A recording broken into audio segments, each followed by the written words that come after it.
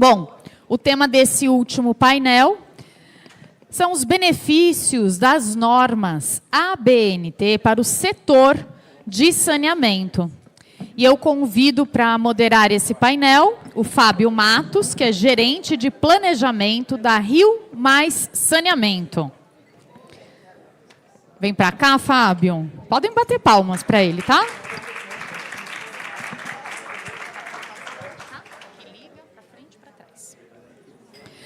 E os painelistas, o professor e pesquisador da Universidade de São Paulo, José Carlos Mierzwa. Vem cá, José Carlos.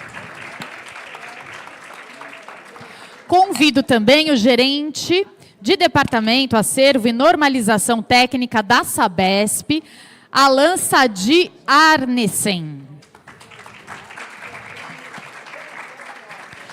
O Gilberto Martins, ele é consultor de normalização e desenvolvimento de novas tecnologias.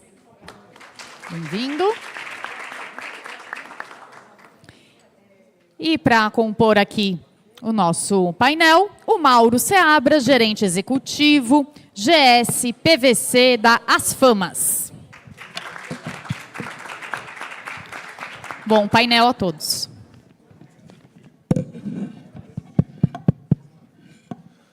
Bom, pessoal, boa tarde.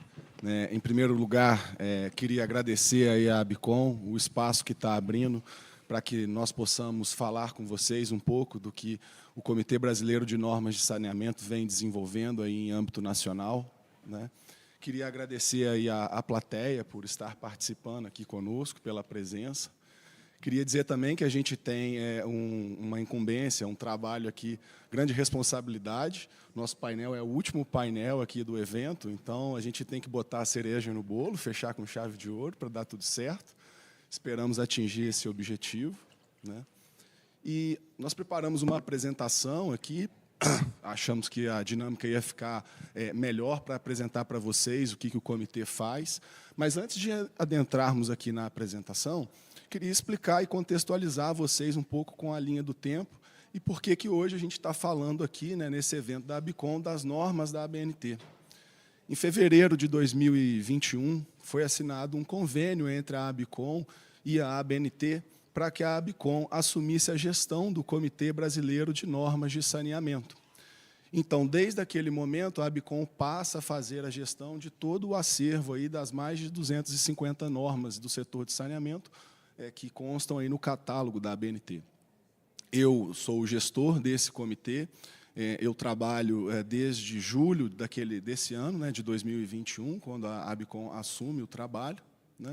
Aí eu conto com o apoio inestimável da Elaine e da Priscila, que me apoiam bastante aí, em toda a interlocução junto à ABNT e com os coordenadores.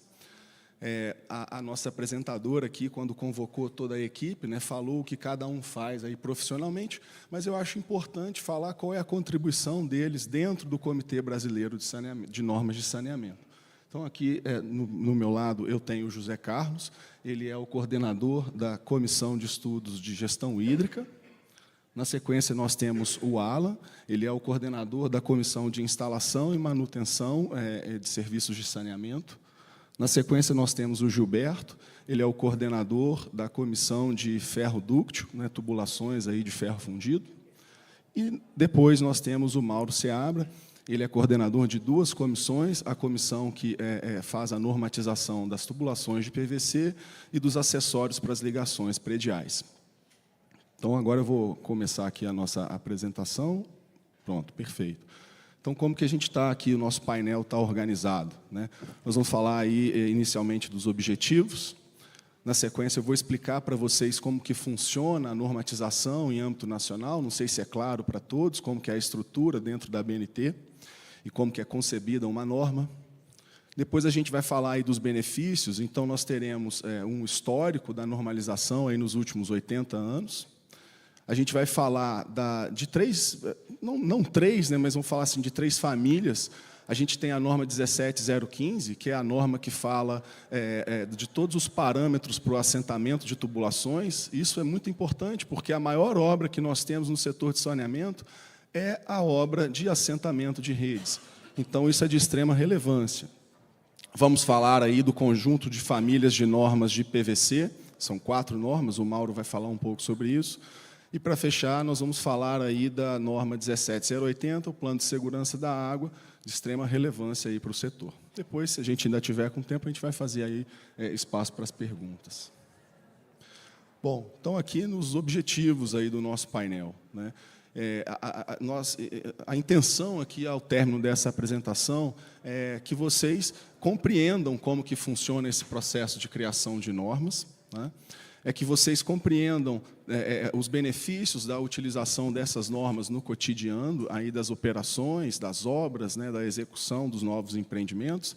E aí, assim, aqui alguns benefícios, né? Sistematização dos nossos orçamentos, garantia de qualidade de projetos e produtos, equilíbrio entre técnica e custos. Não adianta a gente fazer a norma a melhor do mundo se isso for algo muito custoso. A gente tem que estar sempre colocando isso na balança.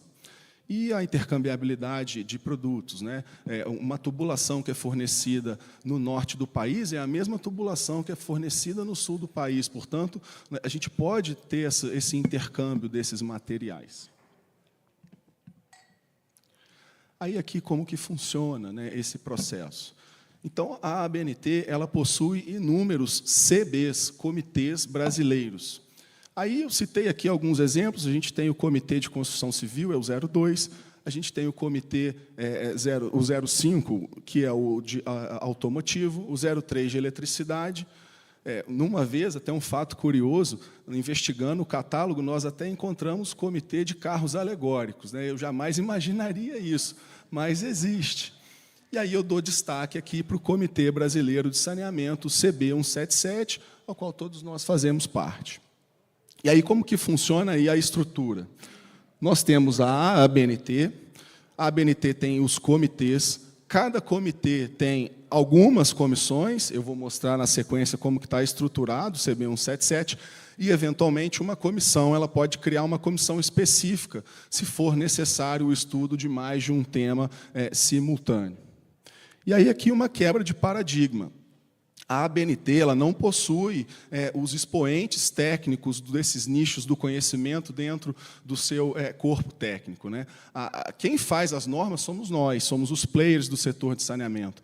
A ABNT, o que ela faz é gerir tudo isso. Conversando com um colega ontem, né, e explicando esse processo para ele me trouxe a seguinte metáfora.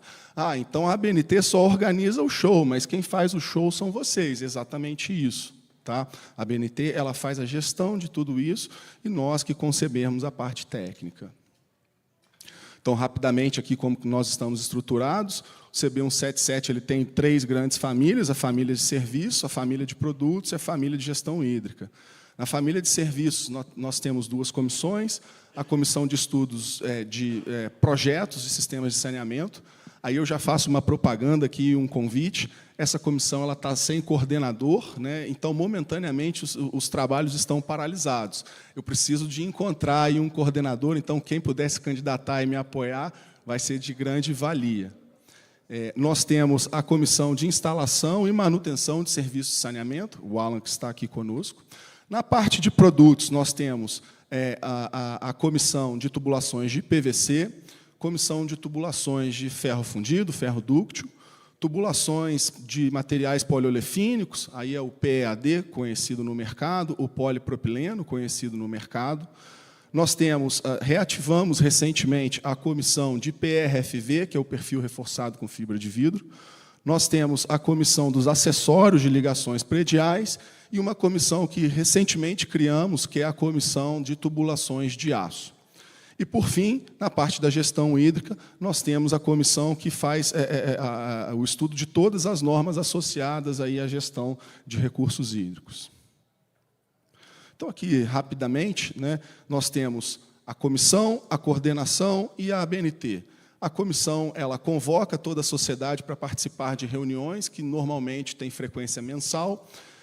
Eventualmente, essa comissão pode ter uma participação em comitês técnicos da ISO, tendo em vista os convênios entre a ABNT e ISO, né? E aí eles produzem um texto. A coordenação, né? Aí, como eu comentei aqui, o trabalho que eu faço junto com a Elaine e com a Priscila. Nós fazemos toda a interface com a ABNT, fazemos gestão do portfólio das normas, tentando promover, deixar as normas mais jovens. Há algumas normas que têm aí mais de 40 anos, né? A gente quer deixar isso na vanguarda do conhecimento, melhorar processos e coordenar, gerir tudo isso.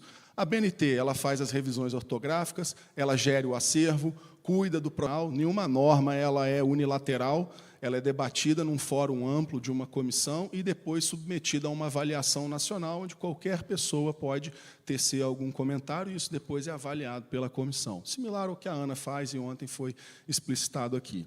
E a ABNT também faz interface com a ISO e com outras entidades, né? Nós temos aí a ASME, nós temos a STM, todas essas instituições possuem convênio com a ABNT. E aí, depois de passado todo esse processo, a gente consegue ter aí o fruto que são normas ou revisões de normas. Bom, agora a gente vai falar um pouco do histórico do desenvolvimento normativo, e aí eu convido, por favor, aqui o Gilberto para me dar um apoio, né? O Gilberto está aí no setor já há muito tempo, inclusive uma curiosidade, ele é o idealizador da FENASAM, primeira feira acontecida em 1989, né? Então ele tem muito conhecimento aí para falar. Vou te passar aqui, Gilberto, para que você possa ir mexendo aí nos slides. Fábio, rapidinho, só queria dar um aviso para o pessoal que a organização preparou para vocês uma surpresa no final desse painel, tá bom? Só um mistério. Obrigada, dá licença. Obrigado. Eu não sei o que é, estou curioso também, cara. Boa tarde.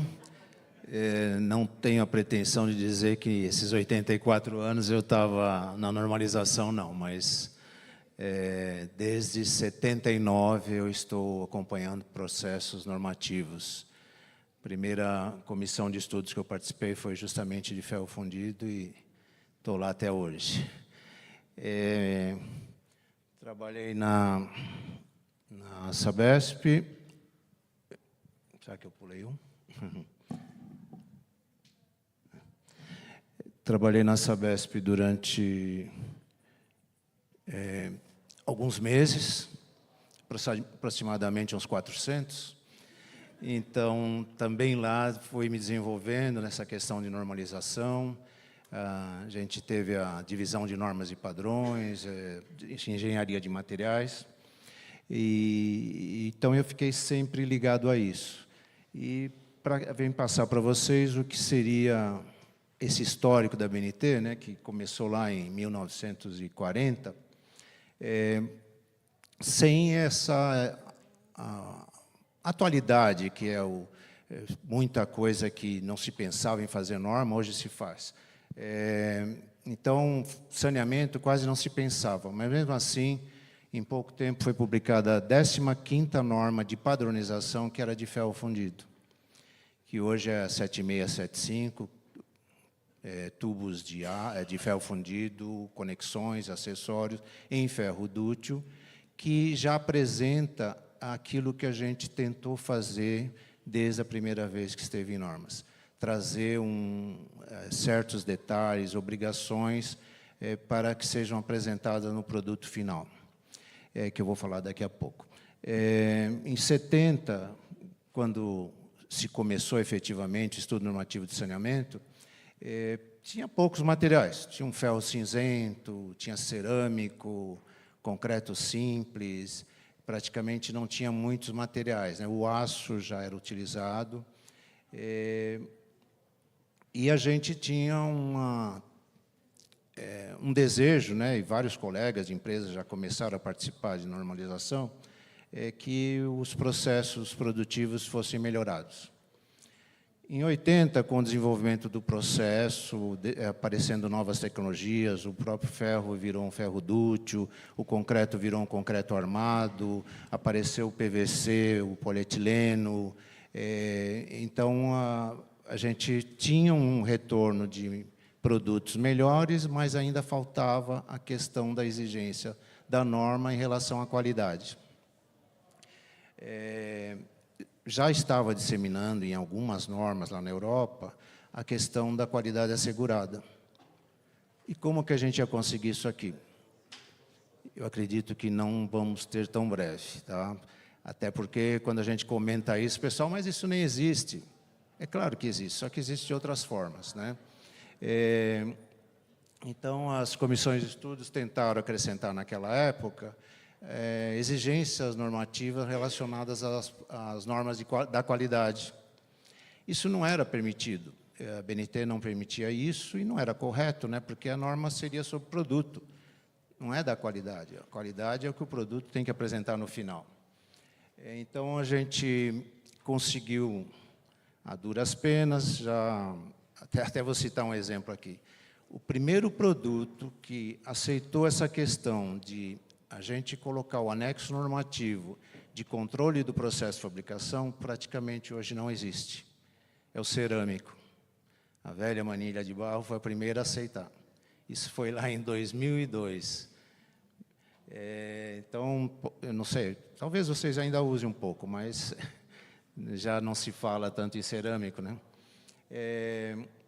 Então, a gente conseguindo colocar o controle do processo de fabricação como um anexo normativo, a gente passou a ter um compromisso dos fabricantes com a qualidade. Desde a escolha da matéria-prima até lá o produto final, o fabricante tem que acompanhar o processo. Essa é a ideia do controle do processo de fabricação. Estando na norma, melhor ainda, né? Então, tem que, se alguém for adquirir um produto e adquirir com certos critérios, como a questão da inspeção do recebimento, a qualificação do produto ou do fornecedor e a avaliação do controle que eles fizeram, a gente vai ter um produto final melhorado. Então, aquilo que a gente chamava de sonho, que parecia que era impossível, ainda está difícil, mas tem coisas que podem ser feitas. Como é que a gente vai conseguir isso? Tendo laboratórios institucionais, a gente tendo programas parecidos com o do PVC, que o Mauro já vai falar, em que toda a cadeia é avaliada e o produto final, então, tem lá, entre aspas, um certificado da qualidade, né?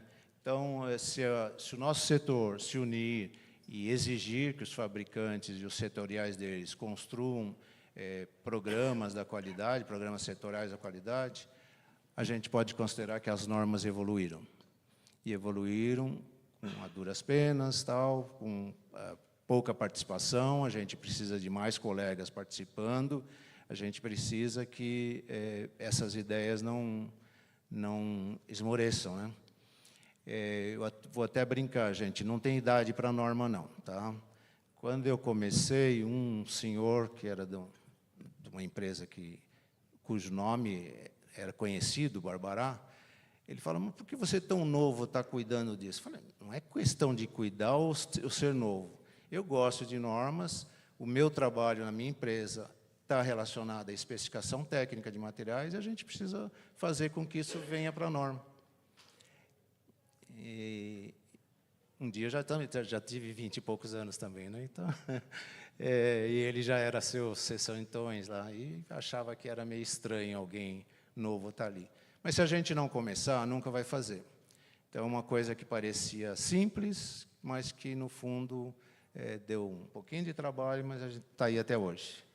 E espero contar com a participação de alguns colegas brevemente aí nas nossas comissões de estudo. É isso.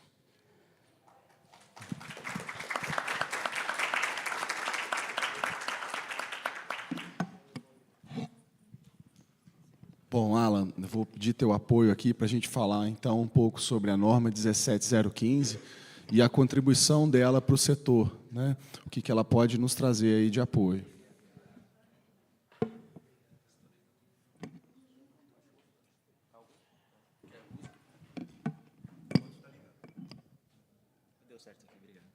Deu certo. Vou ficar em pé, tá? Achei mais fácil. Boa tarde a todos. Prazer ver vários colegas aqui na plateia. Quero agradecer a Bicom, cuja qual a Sabesp é associada desde a semana passada. Nós temos uma ótima experiência aí com vocês na ABNT e a gente está enxergando que o nosso comitê está evoluindo muito desde 2021, quando vocês entraram. Então, queria agradecer bastante, viu, Fábio, por essa parceria. A norma 17015 ela vem para superar um dos principais desafios do saneamento, que é a universalização dos serviços de esgotamento sanitário. O esgotamento sanitário, somado à água, vão representar, aí, conforme esse estudo da KPMG, cerca de 750 bilhões de investimentos até 2033, se não for mais, porque as coisas estão todas mudando. A gente teve aquela palestra anterior, em função dessa preocupação tributária e tudo mais. Então, são cifras significativas que estão impostas e que a gente precisa seguir sem conseguir pensar num plano B de, não, e se não for até 2033, vai ser depois. Não, não vai ser depois. Inclusive, na Sabesp vai ser antes. Vai ser em 2029. Então, o saneamento como um todo precisa ter essa consciência.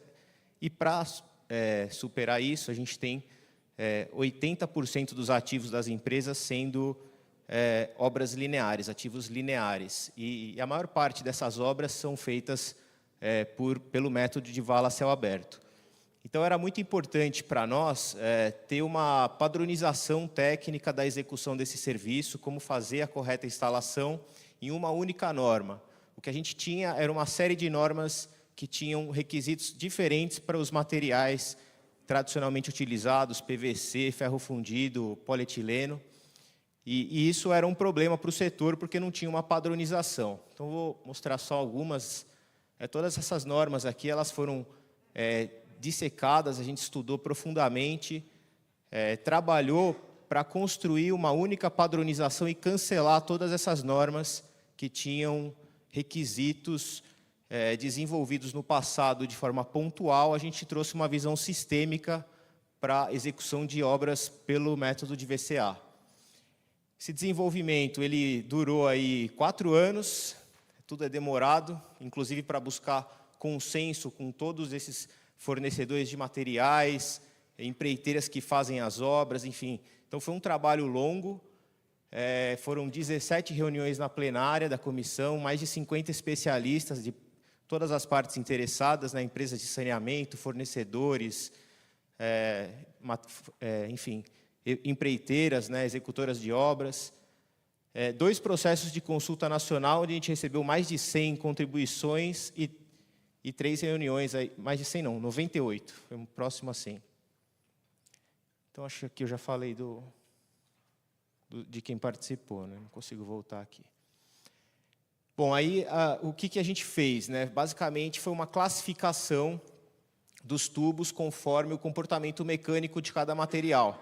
Então, tubos rígidos, tubos de concreto, tubos cerâmicos, tubos semirrígidos, ferro fundido, PFV, e tubos flexíveis, PVC, polietileno e polipropileno, em função da deformação diametral de cada um, estabelecendo uma padronização de vala com materiais e métodos, exigências de reaterro lateral, de compactação, enfim. Então, para cada tipo de material, há uma padronização, e isso tudo está estabelecido em um anexo da norma, e ficou muito didático dessa forma, em uma única padronização para cada tipo de classe de material. Bom, aí a gente, então, tem a norma, ela é uma norma bem extensa, de 122 páginas, porque ela traz muito conteúdo que estava disperso em várias. E aqui está o sumário, não vou ler com vocês. Mas, além das normas que já existiam, a gente também trouxe bastante conteúdo das empresas de saneamento que participaram. Por exemplo, a Sabesp, estou vendo o Silvio lá, a Sabesp tem o Livrão Azul. O Livrão Azul foi base de muito conteúdo para essa norma 17015. Então, não só a Sabesp, mas várias empresas trouxeram contribuições muito relevantes que agregaram valor a essa padronização. Falando só conclusões e próximos passos, as normas são essenciais para garantir a qualidade nas obras. A gente fala, vamos universalizar até 2029, e estamos certos disso, mas a gente tem que lembrar que em 2030 a vida continua e o nosso negócio tem que ser sustentável. Então, a gente tem que executar essas obras com qualidade. Evitar o tratamento diferente para tubulações com comportamento mecânico semelhante. Esse foi o objetivo principal de ter unido todo esse material em uma única padronização. Boas práticas de engenharia reunidas em uma única norma favorece a padronização do CAPEX, dos investimentos que a gente vai ter que realizar no saneamento, que vão ser vultuosos nos próximos anos. E, atualmente, nós estamos focados lá na comissão. Eu convido quem quiser participar, entrar em contato comigo, em normas de operação e normas de manutenção. Então, a gente é carente disso no setor. Estamos desenvolvendo norma de como fazer reparo em rede de água, reparo em rede de esgoto, e também iniciando o desenvolvimento de uma norma de operação de redes de abastecimento de água, porque tem norma de projeto, mas não tem a norma de operação. E a operação é muito significativa no ciclo de vida do ativo. Era isso.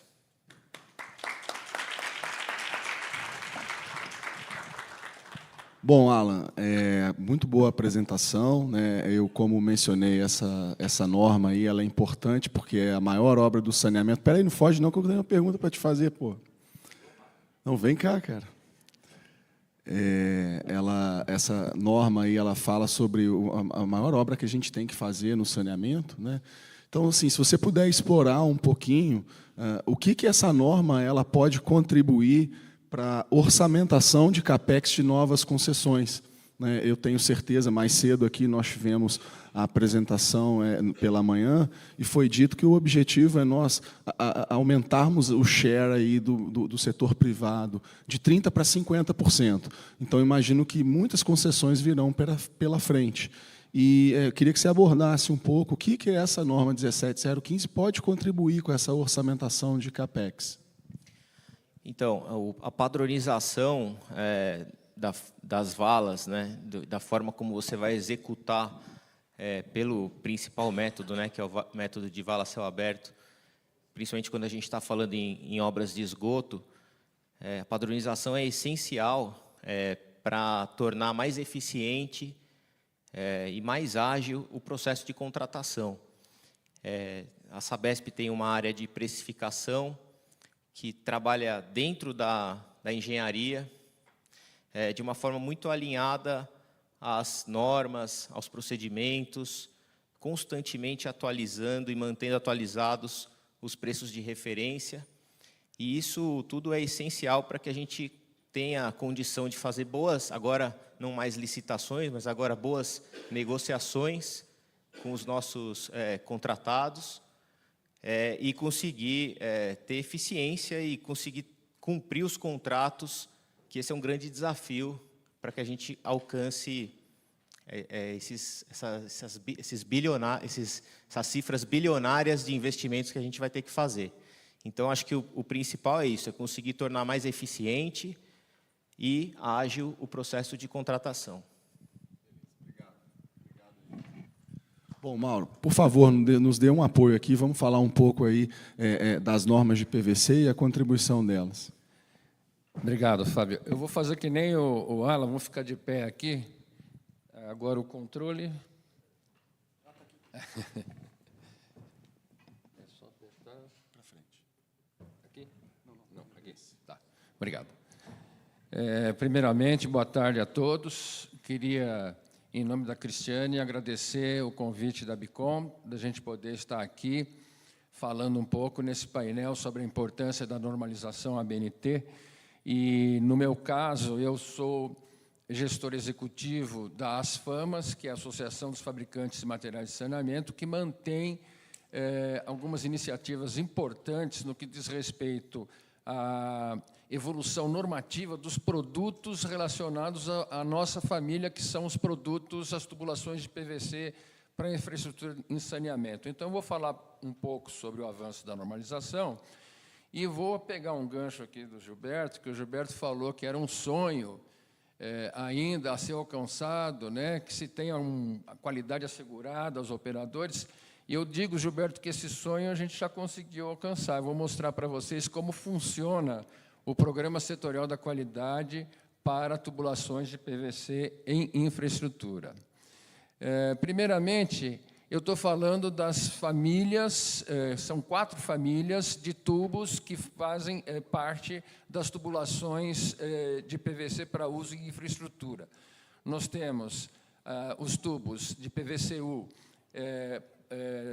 da linha do PBA, que são normalizados pela norma 5647, partes 1 a 5.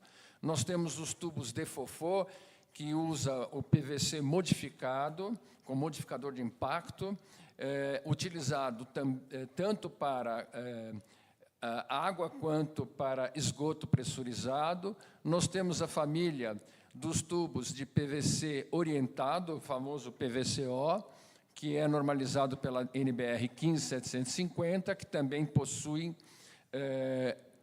soluções para água e esgoto, e temos o tradicional esgoto coletor definido pela 7362. Todas essas normas estão em constante trabalho de aprimoramento, revisão e atualização. Para vocês terem uma ideia, nesse exato momento, a 15750 está em consulta nacional.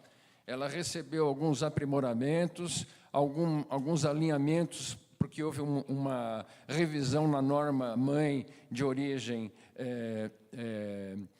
e isso impactou a norma brasileira, né? A norma ISO teve algumas alterações, nós trouxemos essas alterações e fizemos o ajuste na 15750.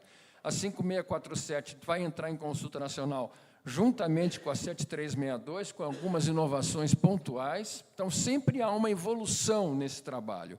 E a 7665 acabou de subir para a mesa. Ela está sobre a mesa e a comissão de estudos que eu coordeno está iniciando o trabalho de revisão dessa norma. Ficou um pouco difícil de acompanhar essa tela, ainda bem que eu tenho minha cola aqui, né? Não sei o que houve com a formatação, porque perdeu a formatação. Mas aqui eu estou falando como que o nosso setor atua para a melhoria contínua dos produtos oferecidos aos operadores de saneamento. Então, eu estou destacando, em primeiro lugar, a implementação e a manutenção de um programa setorial de qualidade, como aquilo que o Gilberto já havia destacado. Esse programa ele é mantido no âmbito do PBQPH, que é o Programa Brasileiro de Qualidade e Produtividade do Habitat, e ele se baseia em avaliações contínuas e intensivas dos produtos que são oferecidos aos operadores de saneamento, ao mercado, de maneira geral. E logo abaixo, suporte à evolução da normalização da ABNT aplicável àqueles produtos que eu elenquei ali atrás, tudo feito no âmbito do CB 177, com revisões periódicas e sistemáticas dos requisitos normativos, com discussões facilitadas pelo acesso que nós temos a um amplo banco de dados que é gerado por esse programa de qualidade. E nós temos, então, como resultado, produtos melhores e com qualidade assegurada, produtos mais confiáveis, né? A próxima tela também deve estar com algum problema de formatação. Aqui eu falo sobre algumas melhorias que foram incorporadas a essas normas nos últimos 5 anos. Primeiro ponto a destacar, a padronização do comprimento útil de montagem de todas as famílias de tubos de PVC em 6 metros. Todas as famílias agora estão com um comprimento útil de montagem de 6 metros. Isso significa maior confiabilidade e segurança aos projetistas e aos próprios operadores. A intercambiabilidade fica facilitada, porque todos os tubos agora possuem o mesmo comprimento útil de montagem. Fizemos recentemente uma atualização de uma norma que só o PVC tem, que é a NBR 8219, que trata sobre o efeito sobre a água.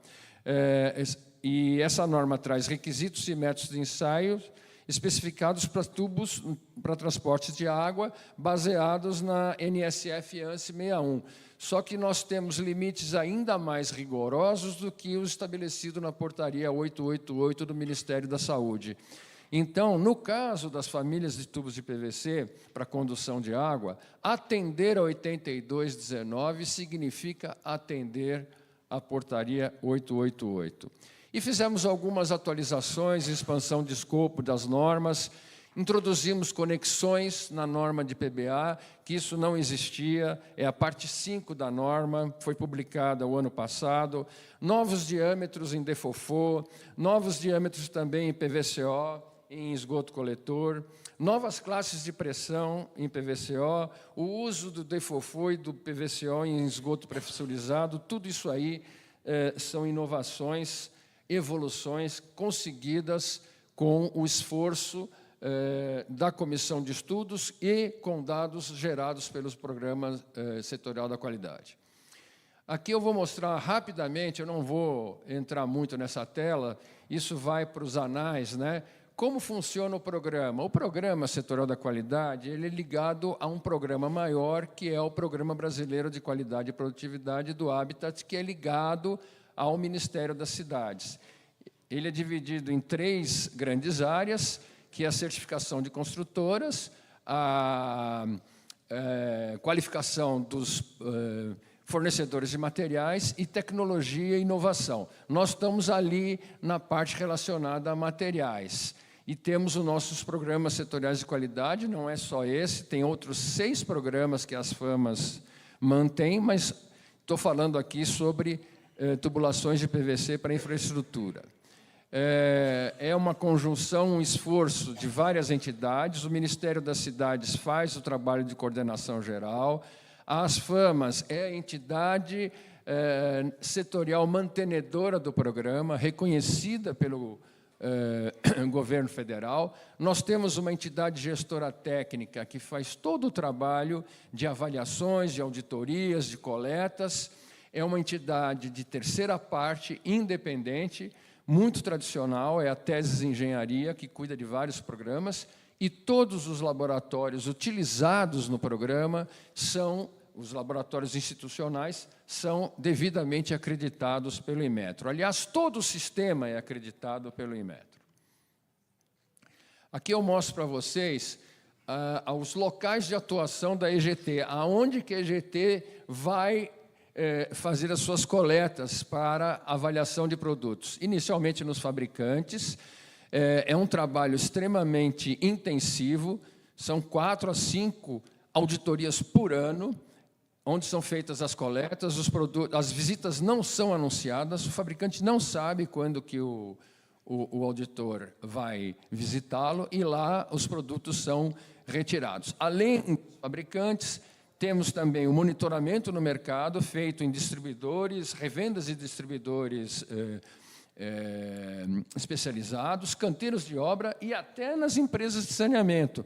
Algumas empresas de saneamento, conveniadas ao programa, permitem que os auditores façam o trabalho de coleta nos seus pátios.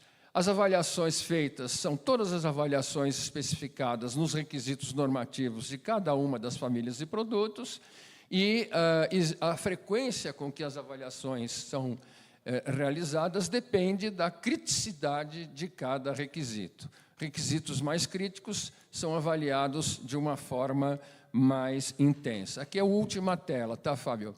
Aqui é o seguinte, é como que esse trabalho é importante para os operadores e pode ser aproveitado pelos operadores, né? Porque todo o trabalho que nós fazemos gera informações importantes que são reunidas nos relatórios setoriais que são publicados a cada 3 meses, onde são relacionadas as empresas qualificadas, as empresas que, de fato, estão produzindo dentro da conformidade técnica. Há também um atestado de qualificação que materializa o que está no relatório. Os operadores podem exigir a apresentação desse atestado de qualificação num processo de pré-qualificação, facilitando ou simplificando esse processo. Nos processos de aquisição ou de licitação, se for uma empresa pública, também podem ser exigidos os atestados de qualificação.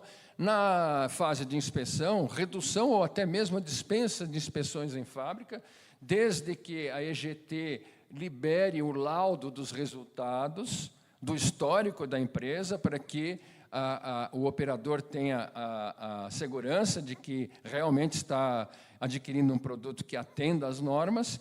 E, por último, aqui embaixo um pouquinho escondido, a questão da amostragem é uma forma com a qual as empresas operadoras podem participar do programa, permitindo que os auditores adentrem, né, os seus pátios e façam coleta regular de amostras para avaliação dentro do programa. Era isso que eu tinha a colocar. Espero não ter estourado muito tempo. Tive uma dificuldade aqui com essa perda de formatação, mas acho que deu para dar o recado, né? Muito obrigado. Bom, Mauro, acho que foi muito legal a explanação. Queria também pedir mais uma contribuição sua, né? O PVC é um dos materiais com maior utilização aí no setor de saneamento. E aí queria que você pudesse explorar um pouco o que a adoção de todas essa família de normas, essas 4 normas que você mencionou, o que isso facilita a operação das concessionárias de saneamento ao estarem trabalhando com produtos cobertos por essas normas? Eu acho que o principal recado que a gente pode dar com relação ao setor do PVC é o fato de que nós temos 2 questões importantes. Normas que estão sempre sendo revisadas, atualizadas, sempre dentro da melhor atualização possível, mas você ter uma norma atualizada por si só não é o suficiente. Você precisa ter a garantia da conformidade, ou seja, que todos os produtores, todos os players do mercado, os fabricantes de tubos, atendam, de fato, aos requisitos que essas normas estabelecem. E aí entra o papel do Programa Setorial da Qualidade. Você tem a mesma qualidade dos produtos oferecidos, por exemplo, na região Nordeste, na região Sudeste, na região Sul, e com a padronização que as normas trouxeram, existe também essa questão da intercambiabilidade. Então, o setor se torna cada vez mais confiável nesse aspecto, né? E nós temos um produto que tem é um produto consagrado, de desempenho bastante reconhecido, e agora com essa garantia, vamos dizer, adicional, de ter normas sempre bem atualizadas e produtos avaliados de maneira constante e intensiva dentro desse programa. Muito obrigado, Mauro. Valeu aí pela contribuição. Eu que agradeço, viu? Vou pedir agora o apoio do José Carlos para a gente poder falar um pouco aí da gestão hídrica e da norma 17080. O passador está ali. Ótimo.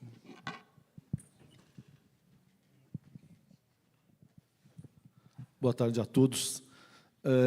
Eu vou falar por mim mesmo, né? Falar sobre norma e ouvir sobre norma, às vezes não parece uma coisa muito empolgante, né? Mas é uma coisa necessária. A gente precisa, eventualmente, ter, né, alguma orientação no sentido de desenvolver as nossas atividades de forma mais padronizada. Então, acho que talvez o principal benefício, né, que a ABNT traz é possibilitar, né, que todo mundo tenha uma forma, ou pelo menos uma orientação, que pode ser adotada para que a gente possa produzir ou desenvolver processos, projetos, produtos e prestar serviços, né, que minimamente atendam requisitos que são importantes do ponto de vista do consumidor final, do usuário, ou mesmo de quem vai, né, usar o produto. Então, acho que o mais importante de falar das normas é vocês entenderem, né, que elas cumprem um papel fundamental, que é talvez ajudar a nós mesmos, né, a termos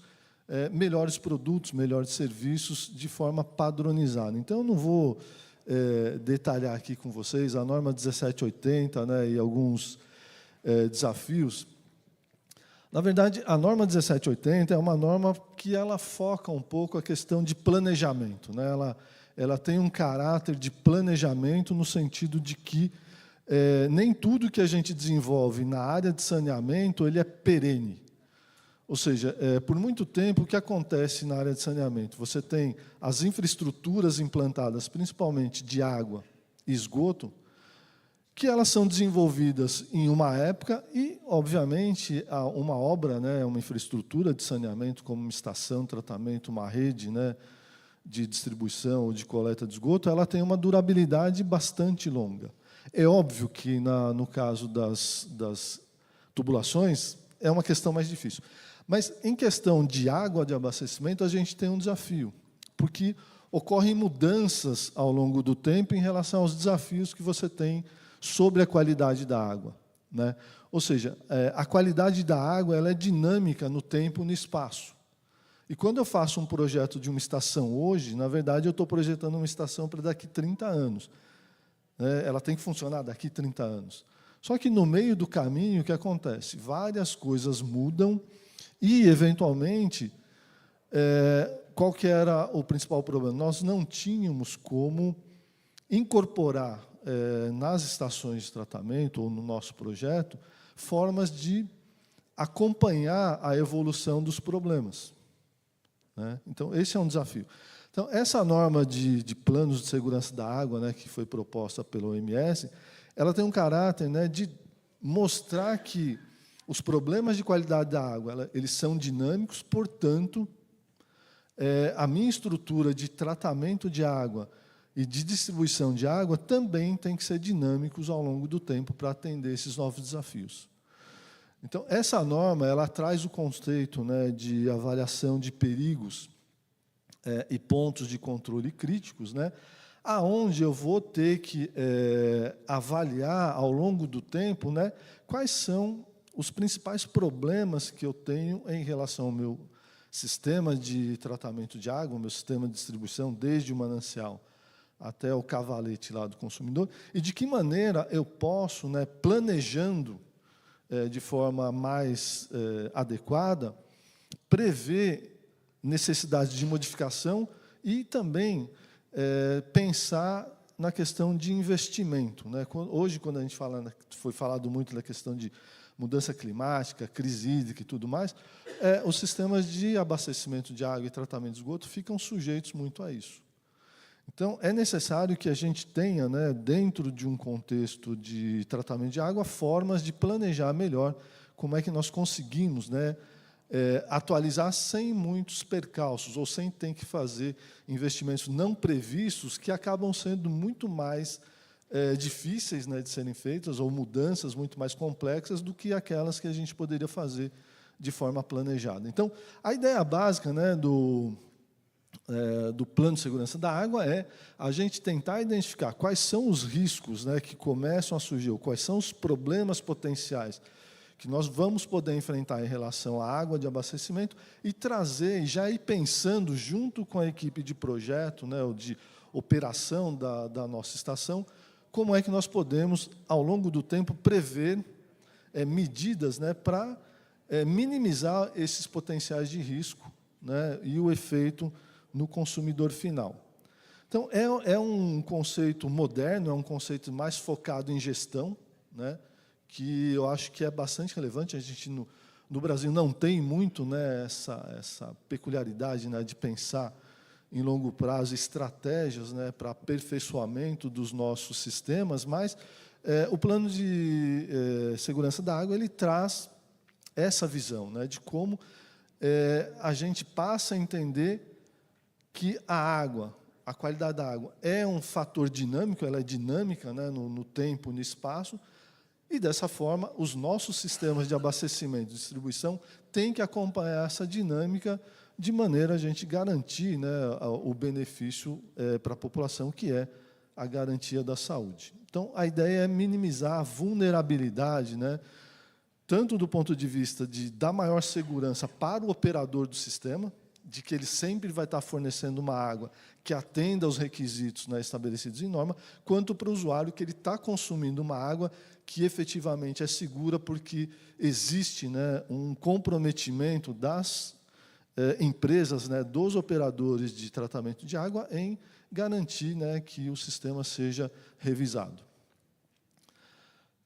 Aí tem uma série de benefícios, pessoal, eu não vou ler para vocês, eu vou cansar vocês, está aí, vocês leem, né, e a ideia é que vocês consultem as normas também, né, para poder ter um pouco, né, mais, né, de conhecimento e também se sentirem, né, atraídos a poder participar e colaborar nos processos, né, de revisão ou criação de eventuais normas que a ABNT propõe.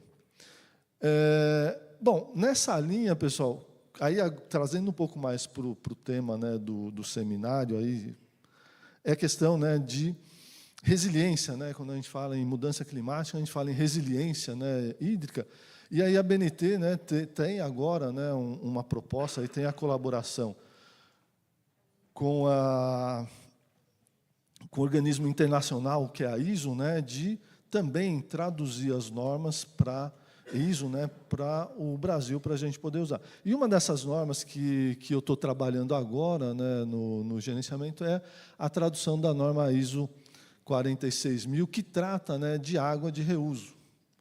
Óbvio, a gente vem falando de água de reuso, eu não quero cansar vocês com água de reuso, mas a gente vem falando, óbvio, né, que o que a gente lê na norma, né, ela traz algumas oportunidades ou algum direcionamento de como a gente poderia, né, ou as empresas poderiam melhorar, né, o uso da água, né, tornar o sistema delas o processo mais resiliente, né, levando em conta a possibilidade do reuso.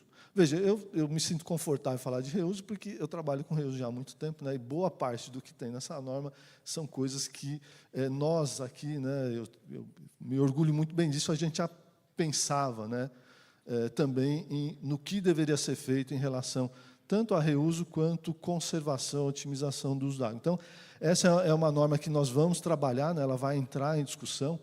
Eventualmente, seria interessante, né, se vocês pudessem colaborar também com ela entrasse em discussão.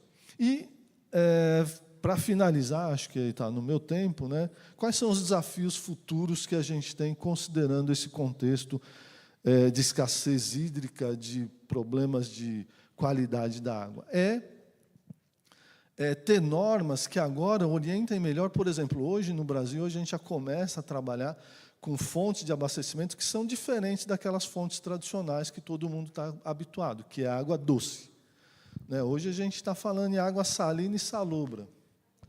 Né? A gente tem um exemplo lá da CAGES, em Fortaleza, né? Com uma unidade de dessalinização de grande porte. A gente já está ouvindo aqui da Sabesp, lá no Ilhabela, né? Com uma outra unidade. Né? E a gente ainda não tem, né, digamos assim, uma orientação geral para que os projetistas possam, né, se orientar para desenvolver esses projetos.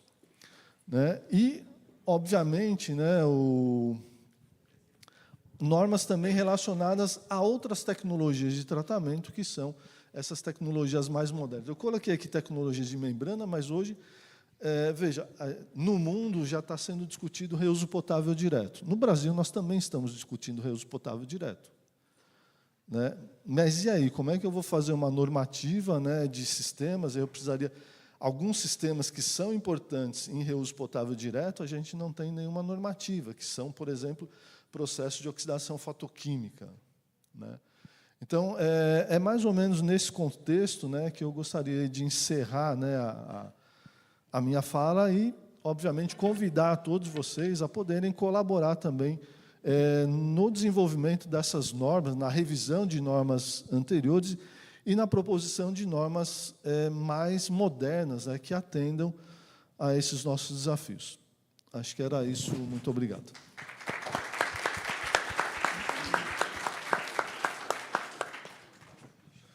Bom, José Carlos, muito obrigado. Acho que a apresentação aí foi muito completa, falando da norma já publicada, dos trabalhos em curso e dos trabalhos futuros. Né? Nós já estamos aqui com o tempo já no limite, né? Então, a gente não vai conseguir abrir aqui para a rodada de perguntas. eu queria só deixar aí para vocês um recado, que vocês fizessem uma avaliação, né, e que proponham, tragam para nós aqui sugestões de temas que, porventura, possam ser estudados, lacunas que vocês entendem que existam aí no setor e que careçam de algum tipo de normatização. Então, façam contato aí, né, com a organização do evento. De alguma maneira, essa mensagem, com certeza, ela vai chegar aqui à nossa equipe. Muito obrigado aí, obrigado pela participação no evento. Obrigada. Obrigada, pessoal. Parabéns pelo painel.